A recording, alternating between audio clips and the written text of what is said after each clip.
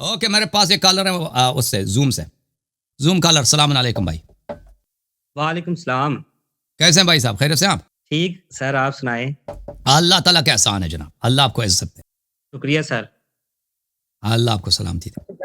اچھا سر، میں نا سب سے پہلے اللہ تعالیٰ کا بہت شکر گزار ہوں کہ بہت خواہش تھی آپ سے اس طرح لائیو بات کرنے کی، اور میں اس وقت بہت تھینکفل ہوں ٹو گاڈ کہ میں اس وقت دنیا کے جو one of the greatest Islamic scholars ہیں ان سے میری لائیو بات ہو رہی ہے. یس میں اللہ بلاس. جی سر، اللہ آپ کو جزائے خیر دے. اللہ آپ کو عزت دے. کس شہر سے کال کر رہے ہیں آپ میرے بھائی؟ بہت شکریہ. اچھا سر، میں بہاولپور پنجاب پاکستان سے بات کر رہا ہوں سر. اللہ آپ کو بہت عزت دے میرے بھائی. بہت شکریہ سر. اچھا سر، میرے نا 4 کویسچنز ہیں تو وہ میں آپ کے سامنے پیش کرنا چاہتا ہوں. جی سر بولیں. اچھا سر، میرا سب سے پہلا کویسچن یہ ہے کہ اہل سنت کتب میں بعض جگہ پر لکھا ہے کہ خلیفہ دوم نے اپنے ماموں کو، جن کا نام آس بن حشام بن مغیرہ ہے، ان کو جنگ بدر میں قتل کیا تھا. اور اہل سنت جو ہیں وہ اس کو ایز آرگومنٹ پیش کرتے ہیں کہ اگر یہ جنگ بدر میں اسلام کی خاطر جنگ لڑی جا رہی تھی، اس میں اپنے ماموں کو قتل کر سکتے ہیں، تو ان کی جو سنسیرٹی اور لوائلٹی ہے اس پر شک نہیں کیا جا سکتا. تو اس کا سر میں آپ سے رد چاہتا ہوں. جی سر میں دے دوں گا آپ کو. Thank you sir. اللہ آپ کو جزائے خیر دے. Thank you. اوکے بہت مہربانی. اللہ آپ کو عزت دے. دیکھیں یہ جو کہتا ہے نا کہ عامر بن العاص ابن ہشام ابن مغیرہ کو، یہ عمر کا ماموں تھا، عمر نے اس کو قتل کیا ہے، یہ بہت ہی مشکوک روایت ہے، بلکہ مردود روایت ہے، مردود ادعا ہے. پہلی بات یہ ہے، اللہ آپ کو جزائے خیر دے، کہ عمر کی جو والدہ ہے حنتمہ، وہ ہشام کی بیٹی نہیں ہے. عامر ابن ہشام، عاص ابن ہشام ابن المغیرہ، بلکہ وہ ہاشم ابن مغیرہ کی بیٹی ہے. تو یہ اس کو ماموں جو بناتا ہے نا، یہ ماموں اس کا درست نہیں ہے. یہ کتاب تاریخ ہے. عمر ابن الخطاب اول حاکم دیمقراطی فی الاسلام، ابو الفرج ابن الجوزی کی کتاب ہے. شاب المکتبہ التوفیقیہ مصر میں یہ کتاب چھپی ہے. اس کتاب میں میں آپ کو لے کے چلتا ہوں صفحہ نمبر 13 میں. ملاحظہ کریں، یہ صفحہ نمبر 10 11 12 13 یہاں پر صفحہ نمبر 13 یہاں پہ، بلکہ صفحہ نمبر 3 میں عفوا میں چاہتا ہوں آپ سے. فقد بان ان ہاشم و ہشاما اخوان فہاشم والد حنتمہ. ہاشم جو ہے حنتمہ کی ماں ہے. صفحہ نمبر 3 میں آپ دیکھیں، فہاشم والد حنتمہ عمر. یہ ہاشم حنتمہ کی ماں ہے، عمر کی جو ماں ہے وہ ہشام نہیں ہے. تو حنتمہ جو ہے ہاشم کی بیٹی ہے، نہ ہشام کی بیٹی. یہ پہلی بات. اور پھر آپ کی خدمت میں عرض کریں کہ انہوں نے اپنی کتابوں میں یہ لکھا ہے کہ ہاشم کی صرف ایک ہی بیٹی ہے، اس کا کوئی اولاد نہیں تھا، صرف حنتمہ ہی ہے. یہ اللہ آپ کا بھلا کرے، جمہرۃ انساب العرب ہے، علم انساب کی ایک کتاب ہے. یہاں پہ میں آپ کو لے کے چلتا ہوں صفحہ نمبر 144 میں. یہاں پہ ملاحظہ کریے آخر میں، فَأَمَّا ہاشم جو ہے فَإِنَّهُ وَلَدَ حَنْتَمَةَ أُمَّ عمر بن الخطاب ولا عقب لہاشم. ہاشم جو ہے عمر کی ماں کا والد ہاشم ہے، اور اس کا کوئی بیٹا نہیں ہے. ٹھیک ہے نا. ہاشم فإنه ولد حنتمہ ام عمر بن الخطاب ولا عقب لہاشم. ہاشم کا کوئی بیٹا ہی نہیں، اس کا کوئی عمر کا کوئی ماموں ہی نہیں تھا. بھائی اس نے ایسے ماموں بنا دیا، ایسے ماموں کو قتل کر دیا، اس کا کوئی ماموں ہی نہیں ہے. اچھا، اور پھر دیکھیں یہ کو کہتا ہے کہ میں نے اپنے ماموں کو قتل کیا ہے نا. یہ خود اس کا راوی بھی عمر بن الخطاب ہے کہ میں نے اپنے ماموں کو قتل کیا. اس کے علاوہ اس کا کوئی راوی نہیں، خود صرف عمر نے روایت کیا کہ میں نے اپنے ماموں کو قتل. اس کا کوئی ماموں تھا ہی نہیں. کیا اس نے ماموں کو قتل کیا؟ عمر خود نے روایت کی کہ میں نے ماموں کو قتل کیا، کسی اور نے روایت کی نہیں ہے. اور یہ خود جو ہے آدمی، میں آپ کو دکھا دیتا ہوں، یہ آدمی جو تھا عمر بن الخطاب رسول اللہ صلی اللہ علیہ وسلم پہ جھوٹ باندھتا تھا. ان کے خود اپنی بخاری میں لکھا ہے. جب یہ خود رسول پاک صلی اللہ علیہ وسلم پہ جھوٹ باندھتا تھا تو یہ اس کے ادعا کیسے قبول ہو سکتی ہے کہ میں نے اپنے ماموں کو، اس کا کوئی ماموں ہے ہی نہیں. یہ ملاحظہ کریں، یہ کتاب صحیح بخاری ہے، پیغمبر پہ اس نے جب جھوٹ باندھا ہے. ملاحظہ کریں صحیح بخاری چاپ دار احیاء تراث العربی، یہ صفحہ نمبر 651 ہے. دیکھیں کہ عمر کیسے پیغمبر صلی اللہ علیہ وآلہ وسلم پر جھوٹ باندھتا ہے. صفحہ نمبر 3667. عائشہ کہتی ہیں ان رسول اللہ صلی اللہ علیہ وسلم مات، پیغمبر صلی اللہ علیہ وسلم کی وفات ہو گئی. عمر آیا، عمر نے کہا واللہ ما مات رسول اللہ صلی اللہ علیہ وسلم. کہا کہ عمر نے کہا کہ اللہ کی قسم پیغمبر وفات نہیں ہوئے، پیغمبر ادھر وفات ہو گئے، جنازہ ادھر ہے، اس کے گھر والے رو رہے ہیں، ٹھیک ہے نا، سب امت والے رو رہے ہیں، امیر المومنین علیہ السلام غسل دے رہے ہیں،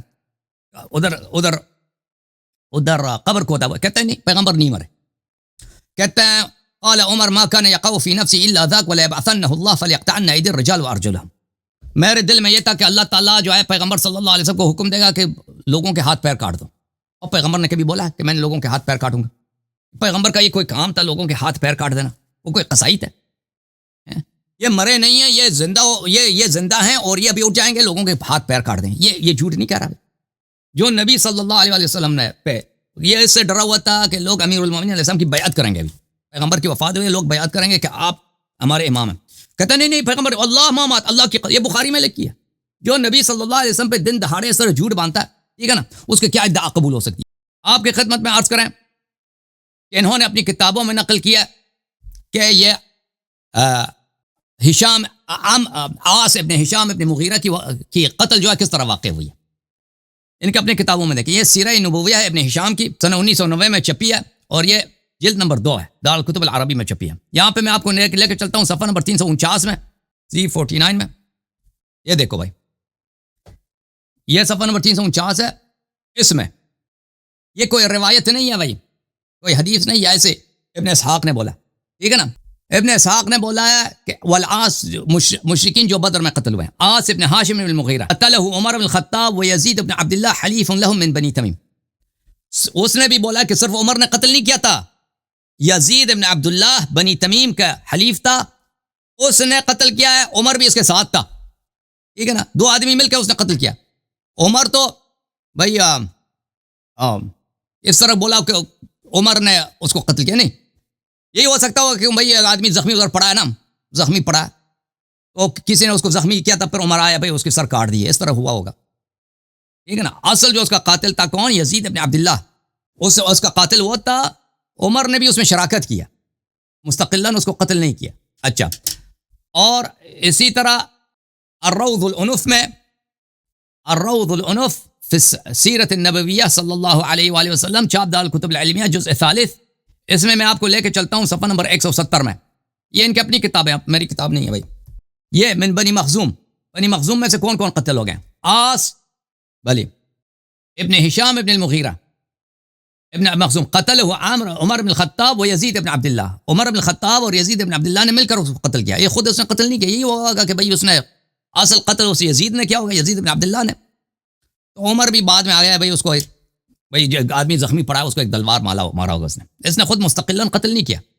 اچھا، وہاں پہ آپ کی خدمت میں عرض کروں کہ جنگ بدر میں ایک آدمی تھا، اس کا نام ہے العاصی ابن سعید، عاصی ابن سعید ایک بڑا جنگجو تھا عمر کا، عمر کے اپنے جملے دیکھو کیا کہتا ہے، ملاحظہ کریں، یہ روض العنف ہے، صفحہ نمبر 170 ہے، ٹھیک ہے نا، روض العنف میں صفحہ نمبر 170، اس کے ذیل میں ملاحظہ کریں، عمر قال رأيته يبحث التراب كأنه ثور فصددت عنه، میں نے عاصی ابن سعید کو دیکھا، عاصی ابن سعید بڑا جنگجو تھا، پہلوان تھا قریش کا، مشرکین کا، میں نے دیکھا کہ یہ ایسے مٹی اڑا رہا ہے جیسے ہوتا ہے نا بیل، ثور بولتے ہیں بیل کو، جیسے بیل جب مست ہو جاتا ہے، جب چڑھ جاتا ہے نا، مست ہو جاتا ہے، دوڑتا ہے، ایسا وہ مٹی اڑا رہا ہے، اسی بیل کی طرح مٹی اڑا رہا ہے، ایسے جنگ کر رہا ہے، ہر طرف حملہ کر رہا ہے، عاصی ابن سعید مشرکین کا ایک جنگجو ہے، فصددت عنہ، تو میں اس سے چھپ گیا بھائی فصددت عنہ، یہ خود کہتا ہے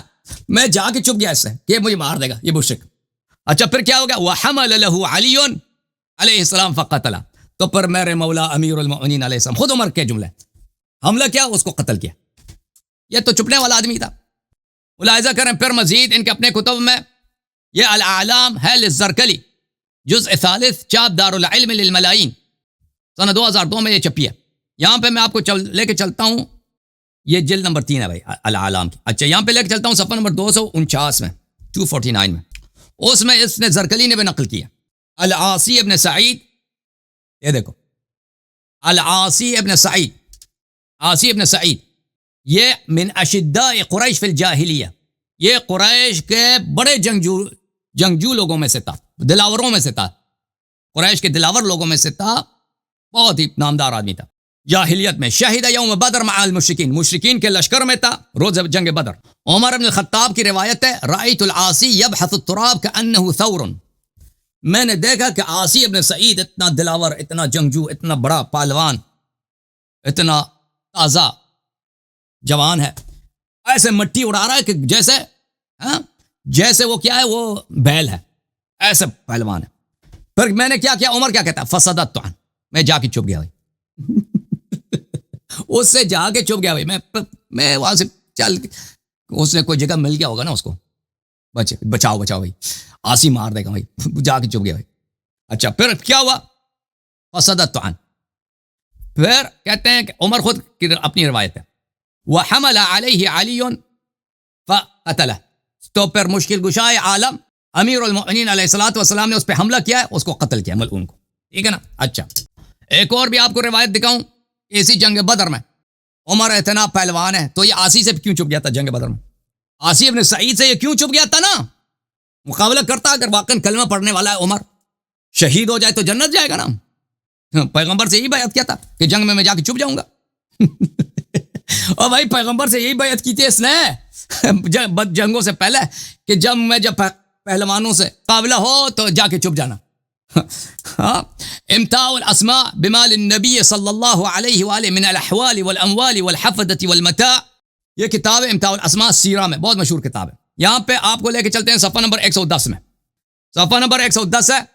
یہاں پر بھی عاصی بن سعید کا ذکر ہے, وقتل علی ایضا العاص بن سعید, اس عاص یا عاصی بن سعید کو علی علیہ السلام نے قتل فرمایا, اسی سے جس سے کیا کیا تھا, عمر صاحب چھپ گئے تھے. خود کہتا اس کے اپنے الفاظ ہیں ان کے اپنی کتابوں میں. چلیں بھائی, صحیح ہو گیا بھائی, واضح ہے میرے بھائی صاحب, آپ چلے گئے یا ہیں؟ چلیں بھائی, یہ پتہ نہیں ان کا ڈسکنیکٹ ہوا. چلیں جناب, کچھ کہنا چاہتے ہیں بھائی مزید؟ جی سر, آواز آ رہی ہے؟ آ رہی ہے جی. سر میرا دوسرا سر کویسچن یہ ہے, وہ بالکل کلیئر ہے کہ دوسرا سوال سر یہ لازمی سنیے گا کہ امام علی علیہ السلام نے 25 سال جو خلفائے ثلاثہ کے دور میں گزارے, وہ کس جگہ رہائش پذیر رہے, اور کیا وہ مسجد نبوی میں خلفائے ثلاثہ کے پیچھے نماز پڑھنے آتے تھے؟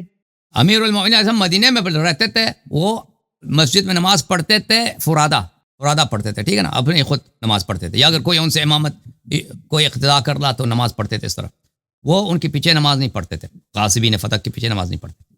Right sir. اچھا سر, اہل سنت کی کتب میں لکھا ہے کہ مولا علی علیہ السلام نے جب تیسرے خلیفہ کی بیعت خلافت کمیٹی نے ڈکلیئر کی, تو امام علی علیہ السلام نے وہیں بیٹھے بیٹھے جو بیعت کر لی, جبکہ جبر کا عنصر بھی نہیں موجود تھا.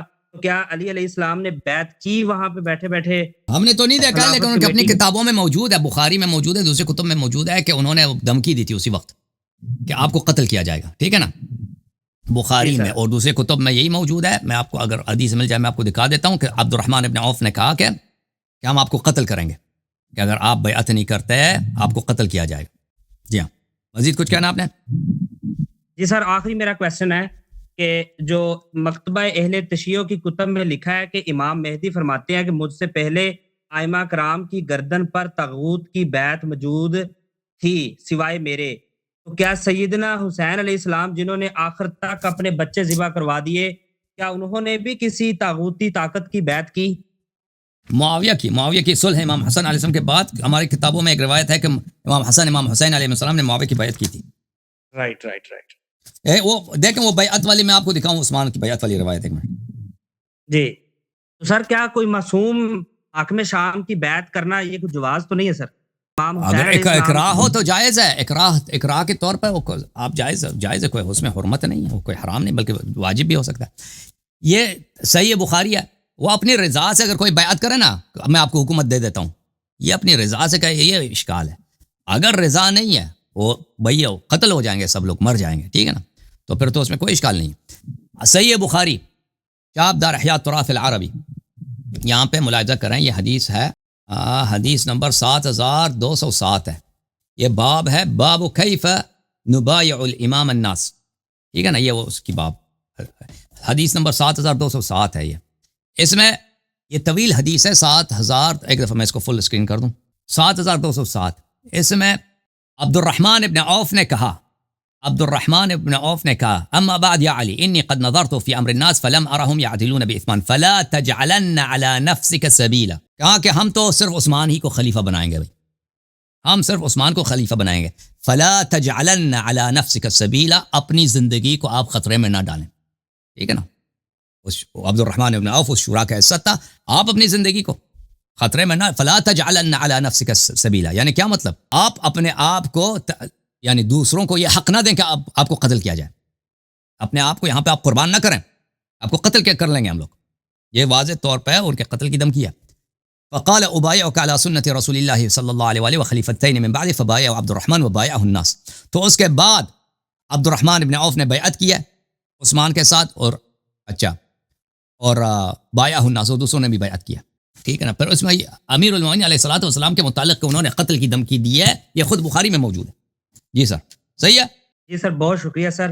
اور میں یہ آخر میں چاہتا ہوں کہ آپ میرے لیے اور ایک میرے استاد محترم ہیں پروفیسر زاد ہمایوں صاحب, پولیٹیکل سائنس کے پروفیسر ہیں سر, تو وہ ان کے لیے دعا فرمائیے گا. اللہ تعالیٰ آپ سب کو ایمان, سلامتی اور طول عمر دے. بہت مہربانی آپ کی. تھینک یو میرے بھائی, شکریہ میرے بھائی, شکریہ. اللہ آپ کو عزت دے. پروفیسر صاحب کو بھی اللہ عزت دے. یہ ہمارے پاس عبد الحبیب حنیف آئے ہیں.